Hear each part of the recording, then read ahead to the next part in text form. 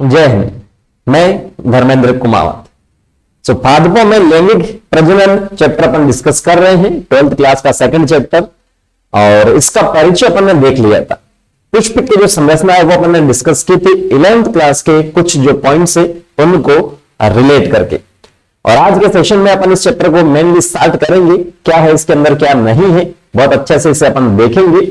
Structure अपन देखेंगे, diagram अपन देखेंगे NCERT के, तो पूरा सेशन आपको देखना है, उसके बाद में एनसीईआरटी पढ़नी है, 100% क्लियर यहां से हो जाएगा। ठीक है, तो आज के जो टॉपिक है वो है पुंकेसर लघु बीजाणु ध्वनि। लघु बीजाणु जनन है वो अपन अलग से देखेंगे, थोड़ी सी बड़ी प्रोसेस है, उसे अच्छे से अपन अलग लेक्चर में देखेंगे, नहीं तो आज देखेंगे तो बड़ा हो जाएगा, कंफ्यूजन हो सकता है। ठीक है, तो अपन ने जो फर्स्ट चैप्टर है उसके अंदर बात कर रखी है लैंगिक जनन में 3 प्रकार की प्रावस्थाएं होती है। एक होती है निषेचन पूर्व, एक होती है निषेचन, और एक होती है निषेचन पश्च। ठीक है, प्री फर्टिलाइजेशन, फर्टिलाइजेशन और पोस्ट फर्टिलाइजेशन जिसे अपन कहते हैं। तो निषेचन पूर्व में अपन क्या पढ़ते हैं?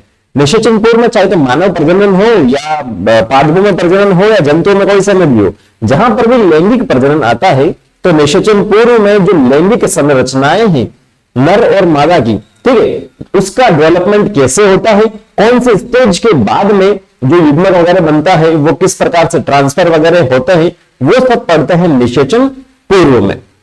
तो जो आज का टॉपिक है पुंकेसर और लघु बीजाणु ध्वनि, ये क्या है? नर जो जननिक संरचना है वो है, लैंगिक संरचना है नर की, क्योंकि अपन ने जो पुष्प की संरचना देखी थी उसमें 4 पार्ट की अपन ने बात की थी। दो तो सहायक थे, कैल्किस और कोरोला, और 2 अपने पास क्या थे?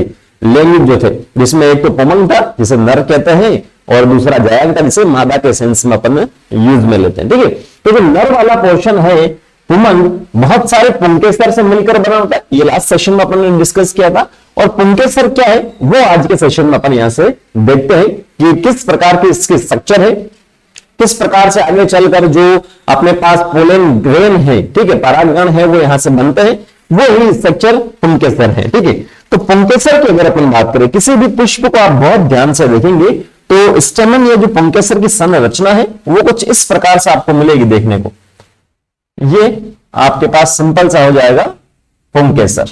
ठीक है, ये पुंकेसर इस प्रकार से हो जाएगा। अब इस पुंकेसर की स्ट्रक्चर में 2 पार्ट है, स्ट्रक्चर में 2 पार्ट है। एक अपने पास आता है एंथर, या जिसे अपन बोलते हैं पराग कोश,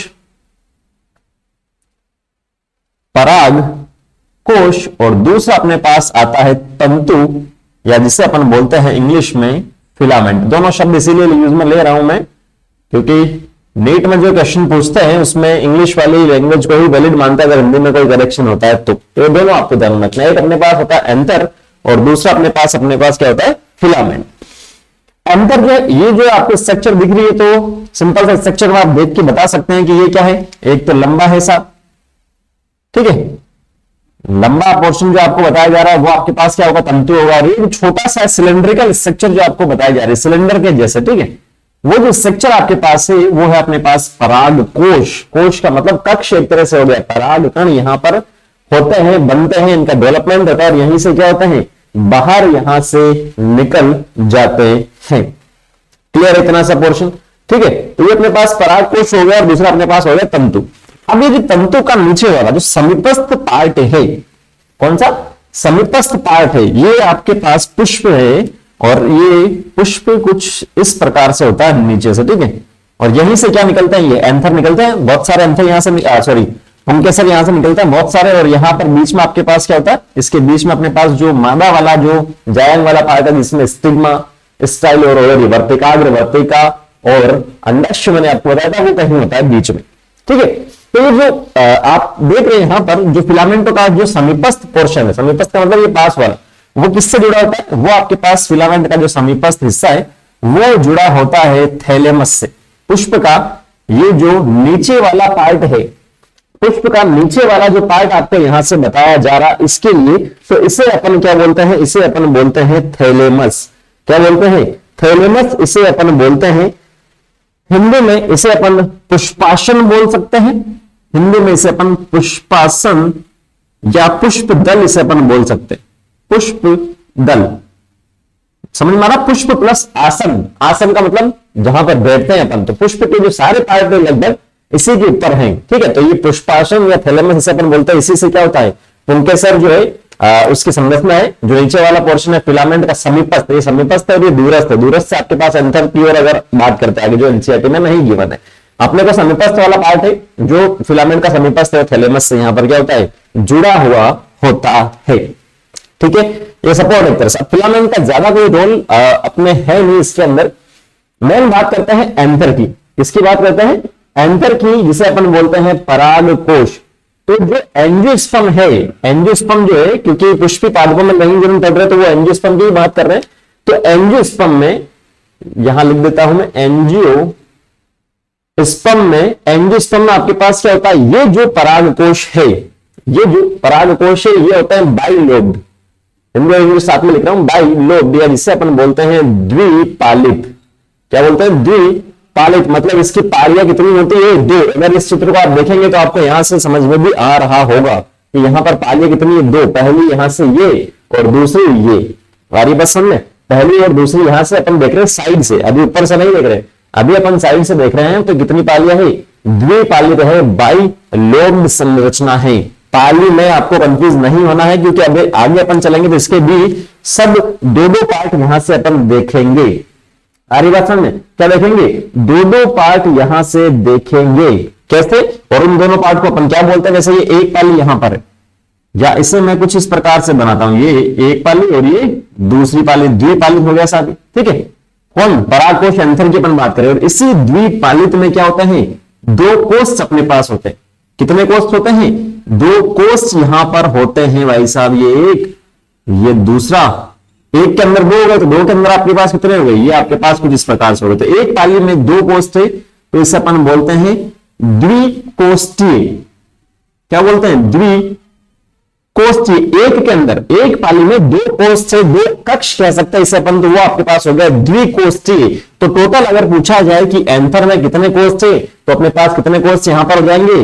4 कोष अपने पास सिंपल से हो जाएंगे।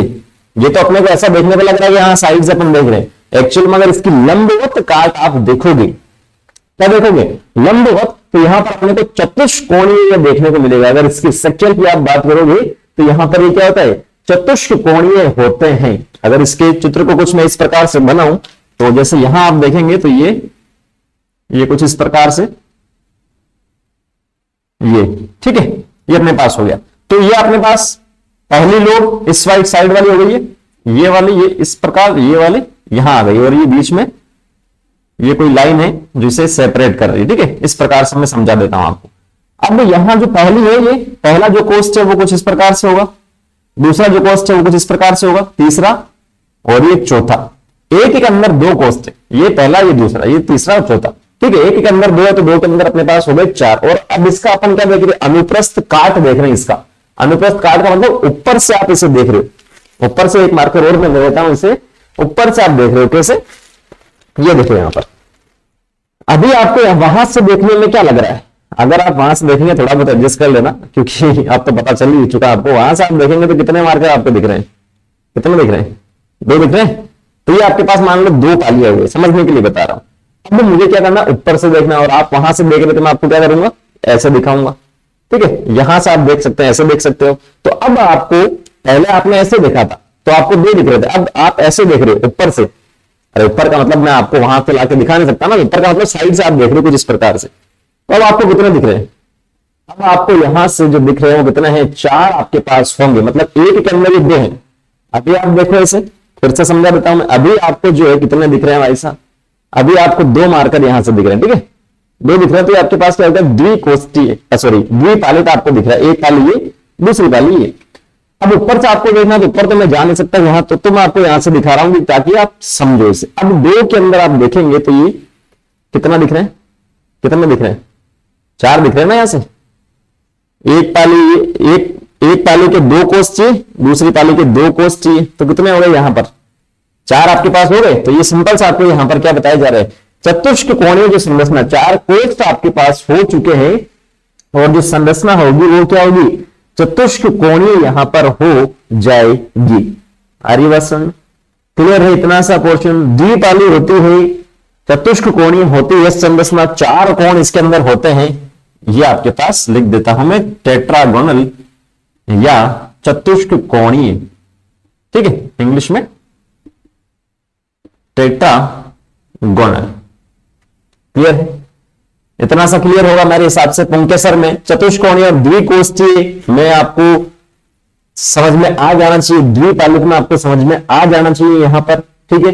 चार साइड आपके पास है और इसे ही अपन यहां पर क्या बोलेंगे, ये जो संरचना आपको बताई जा रही है इसे ही अपन यहां पर क्या बोलेंगे, इसे अपन बोलेंगे लघु बीजाणुधानी। कैसे अपन बोलेंगे, लघु बीजाणुधानी। जो चार कोष्ठ तक आपके पास हो चुके हैं, ठीक है, इन चारों कोष्ठों पर आपके पास क्या मिलेगी, लघु बीजाणुधानी आपको यहां पर मिल जाएगी। ये आपके पास चार लघु बीजाणुधानी आपको यहां पर मिल जाएगी। जो अपना आगे वाला जो पार्ट है वो, ये पूरी स्ट्रक्चर यहां पर क्या हो गई है, लघु बीजाणुधानी यहां पर हो गई है।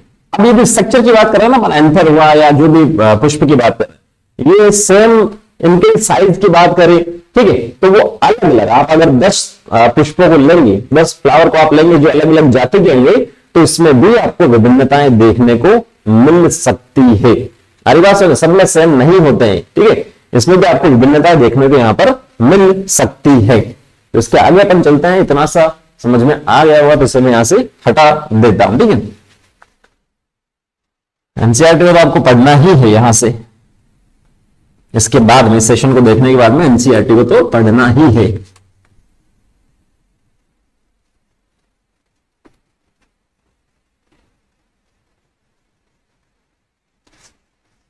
और कोई डाउट हो तो कमेंट सेक्शन में आप पूछिए, पूरी कोशिश है मेरी, मैं बताऊंगा आपको, डाउट क्लियर करूंगा आपके वहां से सारे सब कुछ। तो यहां जो लघु बीजाणुधानी की अब अपन बात कर रहे हैं, किसकी, लघु बीजाणुधानी की। तो ये जो लघु बीजाणुधानी है, माइक्रोस्पोरेंजियम है, जब इसका फर्दर डेवलपमेंट होता है, विकास इसका होता है, तो वही आगे चलकर पोलन सेक का निर्माण करता है, जिसे परागकोश अपन कहते हैं, ठीक है। परागकोश इसे अपन कहते हैं पूर्ण रूप से जो विकसित पुष्प हुआ उसके अंदर। तो ये जो माइक्रोस्पोरेंजियम है, इसके स्ट्रक्चर की अगर अपन बात करें, अच्छा एक और पॉइंट यहां पर कि ये जो लघु बीजाणुधानी है, जो माइक्रोस्पोरेंजियम, जैसे अभी आपको द्विपाली संरचना बताई थी, ऐसा नहीं कि कहीं एक इस विशिष्ट पॉइंट पर होंगे, तो ये पूरी जो इसकी लंबाई है इसी में ये होंगे, पूरी लंबाई में क्या होंगे, फैले हुए ये रहेंगे और पूरी स्ट्रक्चर इसकी लगभग सेम ही यहां पर रहती है। तो लघु बीजाणुधानी के स्ट्रक्चर की अगर अपन बात करें तो इसकी 4 टोटल लेयर होती है। कितनी होती है, 4। अभी अपन ने जो बात की थी कि कुछ इस प्रकार से क्या होता है, टेट्रागोनल होता है, 4 इसके कोने होते हैं, और लगभग और इसकी लगभग अगर इसकी स्ट्रक्चर की अपन बात करें तो ये होते हैं वृत्ताकार, ठीक है, गोली अपन कह सकते हैं, सिंपल सा। लगभग स्ट्रक्चर इसकी क्या होती है, गोली यहां पर होती है। 4 कोने हो चुके हैं और ये गोली होती है। अब इस गोले की जो अपन बात कर रहे हैं, इसके स्ट्रक्चर की बात करें, टोटल अपने पास कितनी लेयर होती है, टोटल अपने पास होती है 4 लेयर। सबसे बाहर की ओर जो होती है, सबसे बाहरी जो लेयर है, इसे अपन कहते हैं। अब ये जो लघु बीजाणुधानी है तो क्या है, पादप की क्या है, पार्ट है पादप का, तो कोशिकाओं से ही बना होगा। तो यहां पर मान लो ये सबसे बाहर वाली जो लेयर है, इसमें बहुत सारी यहां पर कोशिकाएं हैं और इसे अपन कहते हैं एपिडर्मिस। एपिडर्मिस, अधस्थ त्वचा जिसे अपन कहते हैं, ठीक है, बाह्य त्वचा कह लो, अधस्थ त्वचा जिसे कह लो, वो आपके पास हो चुकी है।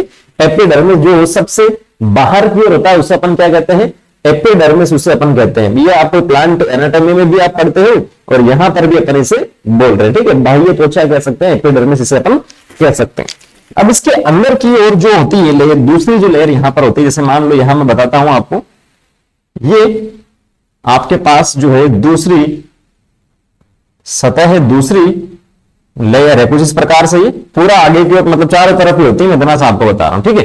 एपिडर्मिस के बाद में जो लेयर आती है वो आपके पास ये जो रेड वाली कोशिकाओं की जो सतह यहां पर आपको बताई जा रही है, वो होती है एंडोथेशियम। कौन सी, एंडोथेशियम, अंतस्थेशियम भी इसे अपन बोलते हैं। ये अपने पास हो गया अंतस्थेशियम, ठीक है। हिंदी में कुछ भी लिखो कोई फर्क नहीं पड़ता, इंग्लिश वाला जो शब्द है वो आपको ध्यान में रखना बहुत अच्छे से। ये आपके पास हो चुका है बाह्य त्वचा,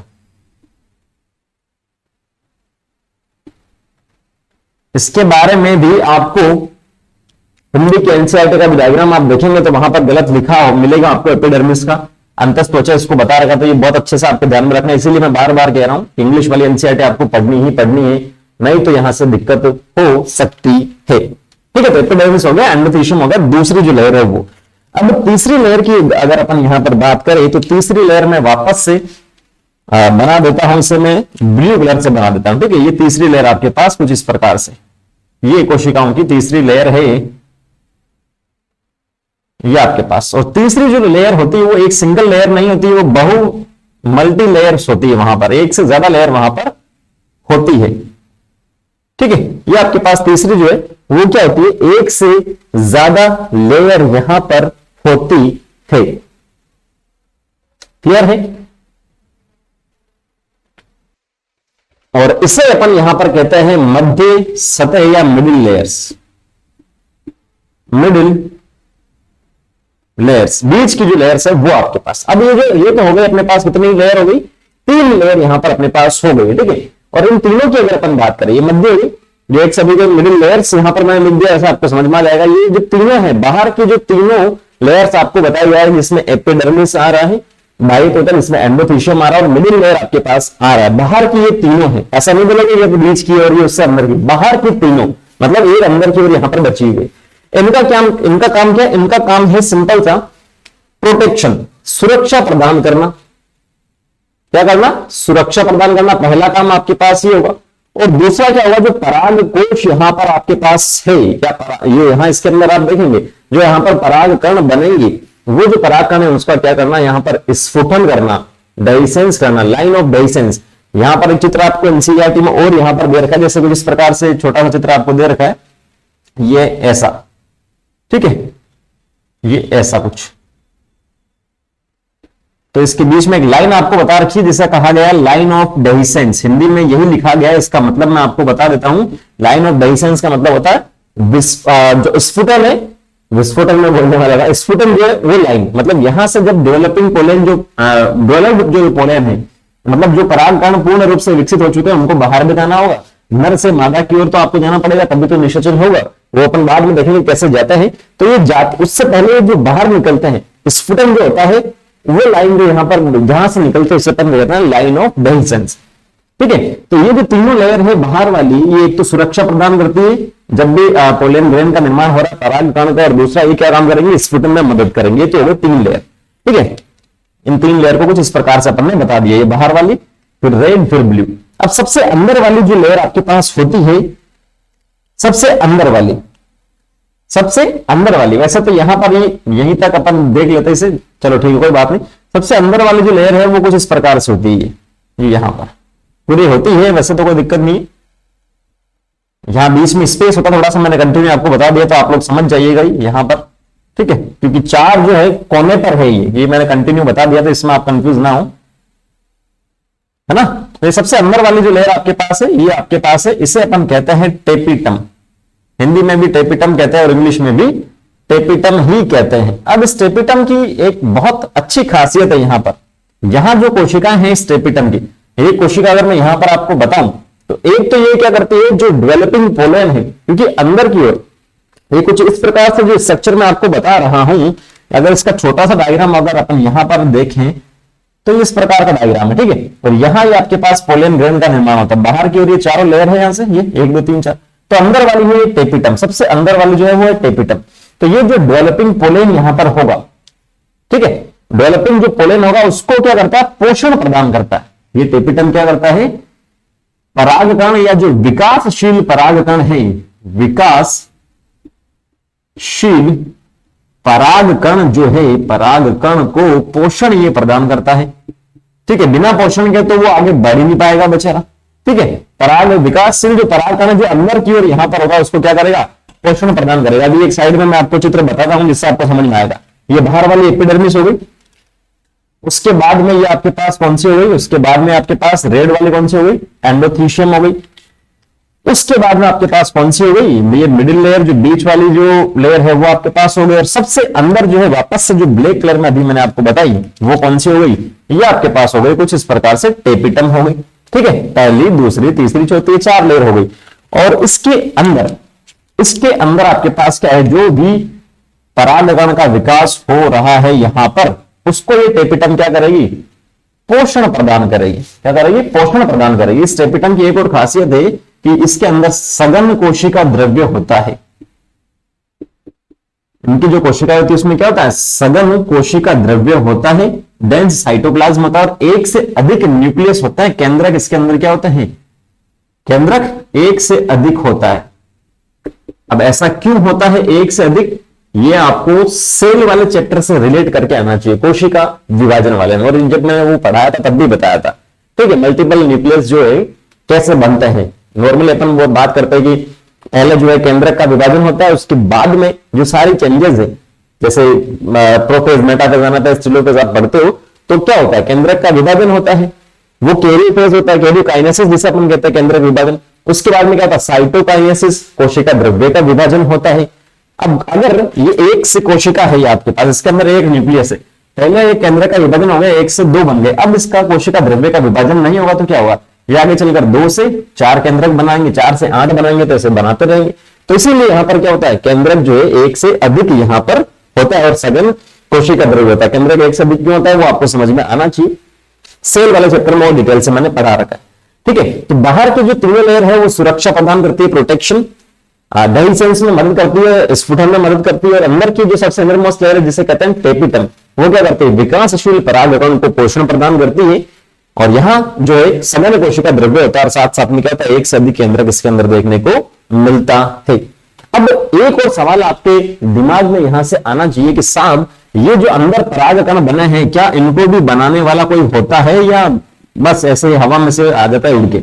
ये आपका क्वेश्चन होना चाहिए ना यहाँ पर, ये जो परागकण बने हैं वो कैसे यहां पर बन रहे हैं, या अपने आप से ही यहां पर ये आ चुके हैं? ये तो आपके दिमाग में आना ही आना चाहिए, या नहीं आ रहा है प्रश्न तो फिर दिक्कत वाली बात यहां पर हो सकती है।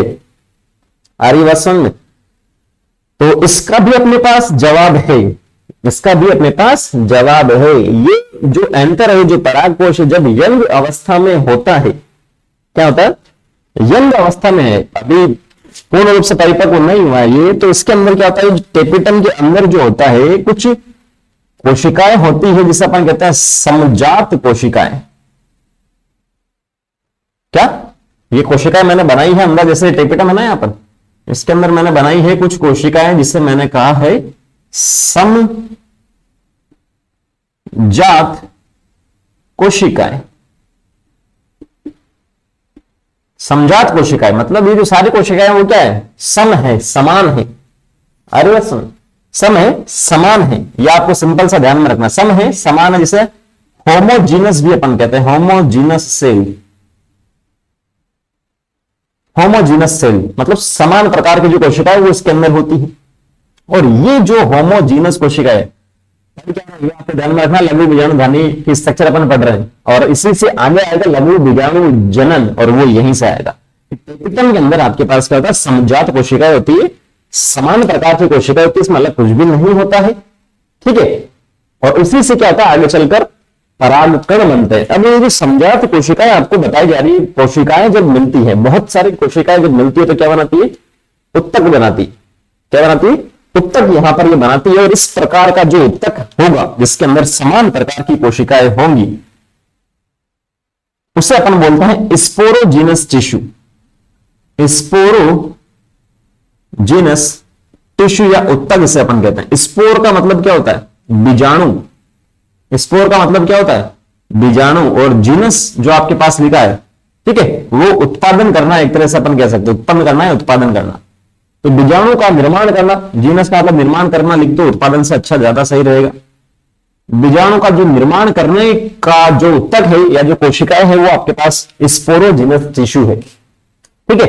अब इन समजात कोशिकाओं में आगे क्या होता है, जब लघु बीजाणु जनन अपन पढ़ते हैं तो इसके अंदर क्या होता है, आपके पास इसमें समसूत्री विभाजन होता है पहले तो बहुत सारा, जिससे कॉम्पैक्ट कोशिकाएं, बहुत सारी कोशिकाएं बन जाएगी, क्योंकि पोलन ग्रेन जो परागकण बनता है वो एक नहीं होता, वो हजारों की संख्या में होता है, और हजारों की संख्या में निर्माण करने के लिए आपको कोशिका विभाजन करना पड़ेगा। तो विभाजन होगा, समसूत्री विभाजन अपनी संख्या बढ़ाता है। उसके बाद में एक जो आपके पास होगा कोई टिश्यू या संजात कोशिका की जो बात कर रहे हैं आपके पास, एक जो आपके पास होगा वो आगे चलकर क्या करेगा, अर्धसूत्री विभाजन करेगा, और अर्धसूत्री में एक से कितने बनते हैं, 4 यहां पर बनते हैं, माइक्रोस्पोर, ठीक है, लघु बीजाणु, टेट्राड जिसे अपन कहते हैं, चतुष्क कहते हैं, उससे क्या कहते हैं, चतुष्क जिसे अपन यहां पर कहेंगे। तो किस प्रकार से विभाजन होता है वो तो आगे की बात है, उसमें कोई दिक्कत वाली बात नहीं। अभी जो बात कर रहे हैं, ये जो स्पोरोजेनस टिश्यू जो है वो कहां होता है, जो लघु बीजाणुधानी है उसके सेंटर में होते हैं। कहां होता है, उसके सेंटर में आपके पास होता है। इसको तो आप भूल जाइए, अभी कुछ नहीं देखना, अभी आपको यहां तक देखना है स्पोरोजेनस टिश्यू और संजात कोशिकाओं में डिफरेंस है शब्दों में, बाकी तो सही नहीं है, ठीक है। और बाकी जो लेयर बता रखी है, 4 जो बता रखी है, आपको सिंपल से ध्यान में रख लेनी है। क्लियर है, अरे क्लियर है ना। तो ये आपके पास क्या है, पुंकेसर और लघु बीजाणुधानी जो है उसकी संरचना अपन ने देखी है। किस प्रकार से आगे चलकर जो स्पोरोजेनस टिश्यू इसमें अर्धसूत्री विभाजन होगा, किस प्रकार से आगे माइक्रोस्पोर टेट्राड का निर्माण होगा, परागकण का निर्माण होगा, परागकण की संरचना क्या है वो अगले सेशन में अपन डिस्कस करेंगे, जिसमें अपन देखेंगे लघु बीजाणु जनन। ये तो लघु बीजाणु धानी, धानी का मतलब धारण करना, किसको, लघु बीजाणु, लघु लेते हैं शब्द यूज में लेते हैं नर के लिए, और गुरु बीजाणु जहां पर भी आ जाएगा वो हो जाएगा मादा के लिए। मेगा स्पोर, मेगा का मतलब बड़ा, माइक्रो का मतलब छोटा, नर वाला छोटा, मादा वाला बड़ा। तो ये आपके पास लघु का मतलब नर के सेंस में लेंगे, ये आपके पास माइक्रोस्पोरेंजियम है। अब इसमें जो जनन होगा, ठीक है, उसे अपन कहेंगे लघु बीजाणु जनन, माइक्रोस्पोरोजेनेसिस। क्या कहेंगे, माइक्रो सेम है, और जेनेसिस, जेनेसिस का मतलब होता है फॉर्मेशन। बार बार मैं बताता हूं, जेनेसिस का मतलब होता है फॉर्मेशन, माइक्रो का मतलब लघु, स्पोर का मतलब बीजाणु। यहां तो अपन नर और मादा जो स्ट्रक्चर है बीजाणु, तो यहां शब्द यूज में ले सकते हैं, यहां तो शुक्राणु अंडाणु का अपन जो मनुष्य में यूज में लेते हैं, मानव में तीसरे चैप्टर में, वो अपन नहीं ले रहे, ठीक है। तो अगले सेशन में अपन देखेंगे लघु बीजाणु जनन। इतना सा आपको देखना है, फिर भी कोई डाउट रहता है तो एनसीईआरटी पढ़िए, एनसीईआरटी पढ़ने के बाद भी रहता है तो फिर आप कमेंट सेक्शन में कमेंट करके पूछिए, मिलेगा आपको 100% जवाब, ठीक है। मिलते हैं नेक्स्ट सेशन में। Thank you, all the very best.